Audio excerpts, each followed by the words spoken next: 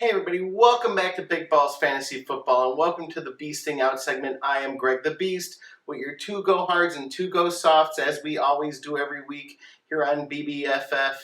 And let's just get right down to the first pick of week 11 in the NFL and in fantasy. We're getting closer and closer and closer to those playoffs, and every one of these picks is going to count.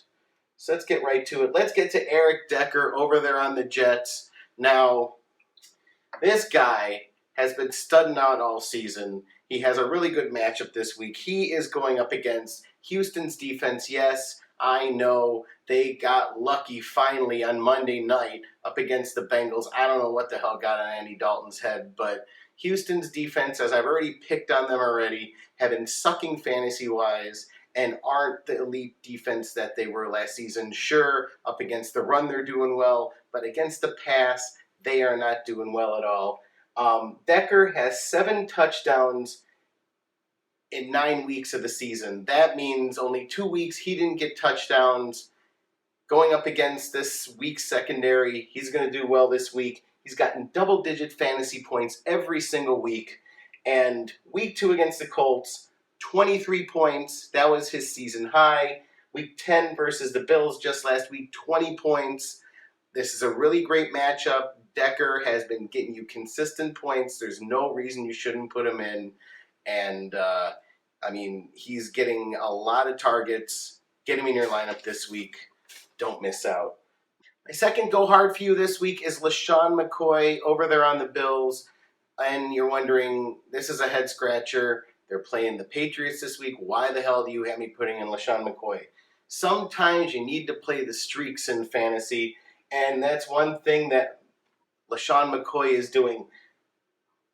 2 weeks in a row, 112 yards rushing each week. You can't not. You got to look at the numbers sometimes. You just got to swallow your pride and go, okay, guess what? You got that little red thing there in Yahoo or in CBS or whatever, and they're telling you they're going against the good run defense. Don't play them this week. You know what? If your running back is streaking, roll the dice, have some balls, and just play the damn guy. He might end only up at 75 yards, but he also might end up with a touchdown on top of that. So what the hell? You get him in there, you play him, and you ram him down your opponent's throat. Also, of course, we all know LeSean McCoy likes to get injured at least 1 to 2 times a season. Take advantage of LeSean McCoy while you have him upright. Get him while he's studding out, because 2 weeks from now, before your playoffs, you might be dumping him out, and for God's sake, you might be picking up Darren McFadden. You never know. My first go soft for you this week is Kamar Aiken, wide receiver there over on the Ravens. He is playing a really, really tough Rams defense that I know the Bears, handled, but the Rams, numbers don't lie. They have been doing really, really well against the passing game, and you don't want to put Kamar Aiken in. I know it's super tempting. Steve Smith Sr. is out for the season, and Kamar is supposed to be the go-to guy. But last week, up against Jacksonville, didn't look good.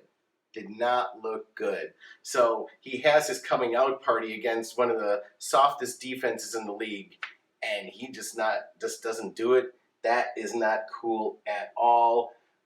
Rams give up the 7th fewest points to wide receivers. They've only given up 3 touchdowns the entire season. So you don't want to be putting him in looking to not get anything. They also haven't been giving up a whole hell of a lot of yards or fantasy points to wide receivers. Don't put Aiken in this week. The Rams defense are going to bounce back this week. So my last pick is my go soft, my second one. If you have one of the Bengals running backs this season, you are not a happy camper at all. Yeah, look at these 2 mopes.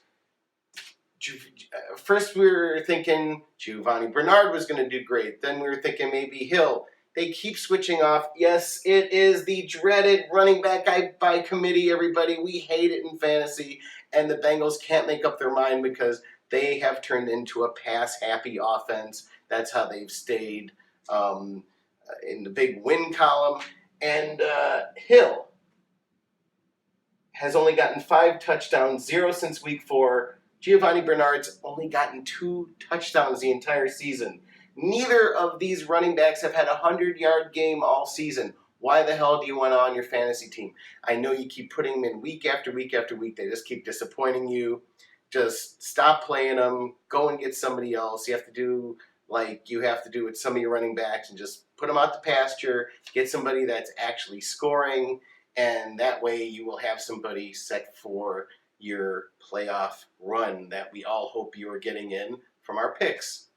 So those are my beasting out picks this week. Let's get it on to Jen Lee's Real Men. Stay tuned.